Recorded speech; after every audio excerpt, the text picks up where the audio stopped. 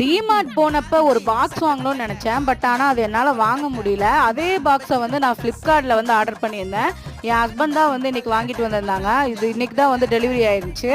அந்த பாக்ஸில் வந்து கீழே 4 வீல் இருக்கும். நம்ம வந்து கம்ஃபர்டபுளாக எங்கே வேணால் நம்ம வந்து டக்குன்னு நம்ம வந்து இழுத்துக்கலாம். இந்த பாக்ஸ் வந்து எனக்கு ரொம்ப ரொம்ப பிடிச்சிருந்தது. அதனால தான் நான் வந்து ஃப்ளிப்கார்ட்டில் ஆர்டர் பண்ணி வாங்கினேன். இந்த பாக்ஸில் வந்து நான் க்ரோசரி ஐட்டம்ஸ் தான் வந்து வச்சுருக்கேன். என்னென்னா நம்ம ஆல்ரெடி வந்து செட் ஆஃப் 5 ரேக்கில் வந்து நான் வந்து வச்சுருந்தேன்.